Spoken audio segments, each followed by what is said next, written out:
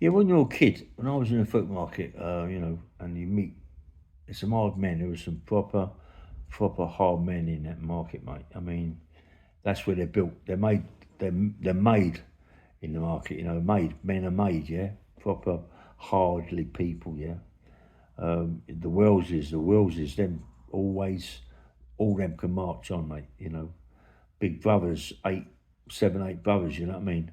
All fighters, all ex-fighters, big men, 6'4", 6'6", and could really have it. You know what I mean? Yeah, you got some.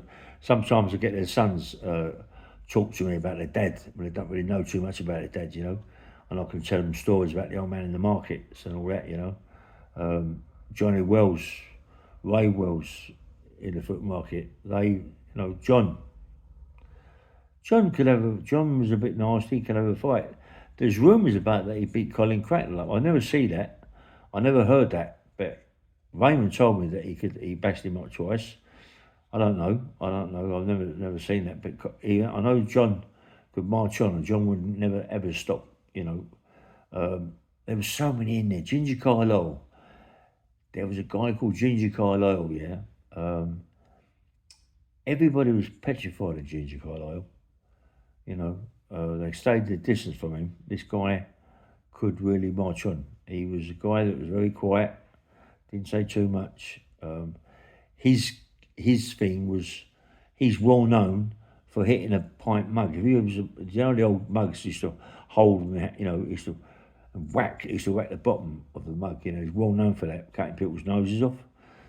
He was a bit of a bad man, Ginger Carlisle. He could really have it, Ginger. Um, Mate, as I said, there's loads in that fruit market. Big tall John that worked for market sales. I remember Big John, man.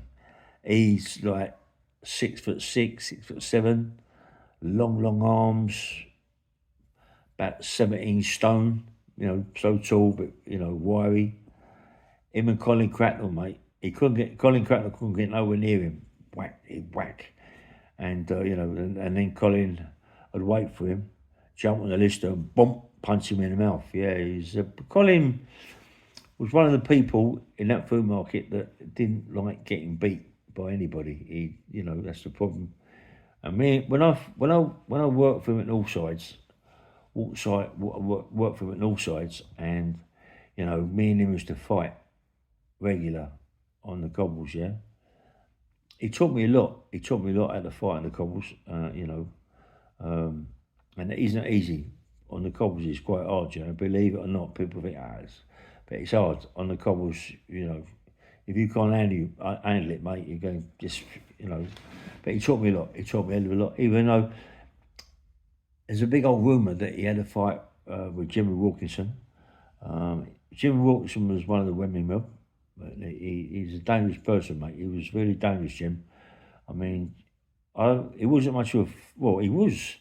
I would say he wasn't. He was a fighter. He could fight, but being fighting with people in the market is a completely different thing. That all them market people could really march on you. And he had a fight with Colin Cracknell one day, and Colin bashed him up. And Jimmy Wilson came back about 2 days later, and Colin was on the lister, going past the lorry, and Jimmy Wilson jumped on the back of him, and bit his ear off. And then Colin, I don't think Colin really realised what had happened, so he did the pain and everything, and then he bashed Wilkinson up again, same day. Anyway, but Colin could really march on, mate, Cracknell. He's a legend in my eyes, Colin Cracknell, proper legends, mate. Uh, they've got the Welleses, Collinses, Bobby Collins, Bobby Collins. Me and Bobby Collins go back a long way, mate. Me and Bobby have had some fights down the boathouse, yeah, down the castle, Richmond, Cheeky Pizzas. We used to fight. Man. I used to love a fight. Yeah, I used to love a fight. It doesn't matter about getting beat. You know what I mean? But I used to love it. I used to love a fight, and I think I've had about 5 fights with Bobby Collins, and it was one of them things where if I was what you call a phone box fighter. If you got into me in that phone box, you'd never get out. I'd smash you to pieces. I would bash you right up in the phone box. I'm so strong, I'm so strong. But if you keep running away from me, then it's very hard for me, you know what I mean, to get hold of you. But if I get hold of you, you're in trouble. You are in trouble. But in the phone, as I say, they used to call me a phone box fighter. I've told the story before, but when we was at the castle Richmond, and we had a bit of trouble with the bouncers, and we come out of there, and we were shouting and hollering and we were screaming, and I had a Prince of Wales check suit on and a hat, and I was very smart, tie, red and black tie, Prince of Wales check suit, and nice shoes and everything from the Ivy shop Richmond. I looked smart, mate, and a nice hat, Chorby hat. I was only a kid, young, and someone took the piss out of me, Coco the Clown, and and I just stepped in between these guys, man. I've done three guys. Bobby Collins. I'm going to get Bobby Collins because my mate Christian always says to me, he's going to take me to see Bobby Collins in Wacker. I know Bobby Collins will tell that story. Bobby Collins has got some good stories about me, mate. Got some good stories about me, but he will tell you that story about outside the castle Richmond with his guys in the Wimpy Bar. Yeah, bashed them up, mate. But they tried to kill me, I mean, they drove their car at me. If it wasn't for Wacker pulling me away, they'd have hit me and drove straight for the shop. And they'd have killed me, without shadow of doubt, you know what I mean? But he pulled me away, and we was trying to get at him in the car, and he just reversed up and shot off.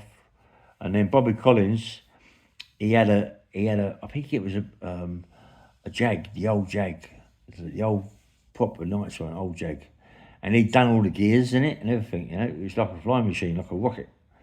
And then he went off. We got in it and we drove all around Ham and everywhere, looking for these people, man.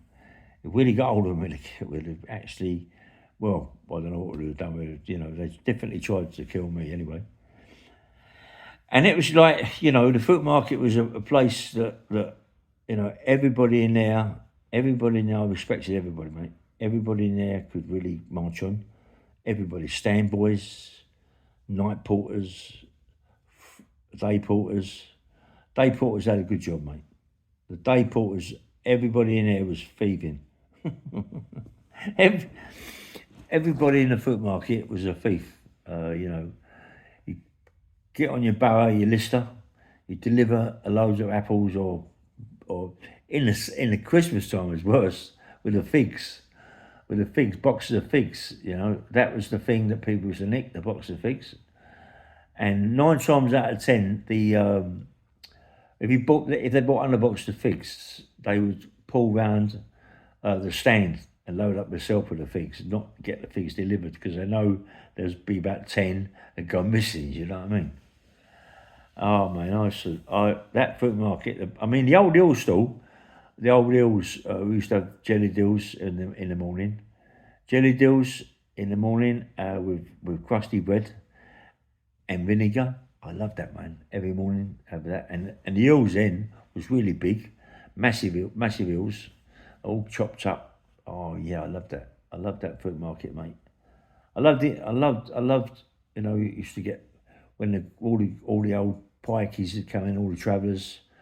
I loved all that. Stevenses, the Frankhams.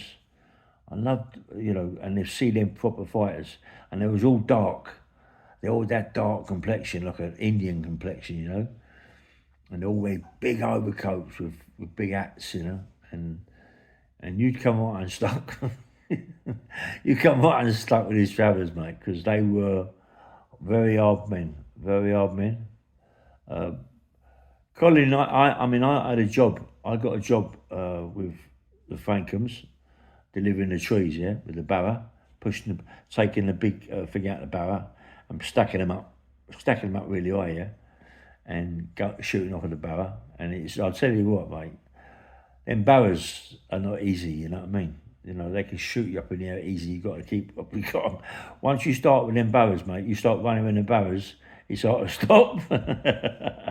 It's hard to stop, and you all have a dirt track, the old hill stall, and all them Strawberry Road, block 1, block 2, block 3, block 6. I mean, all them cobbles, mate. And you go across them cobbles like a lunatic, you know. And now it's all flats. Now all that's been took down. Do you know what makes me sick, don't you? Places like that. I mean, if they knew what they're doing today, they would never ever have pulled it down like that.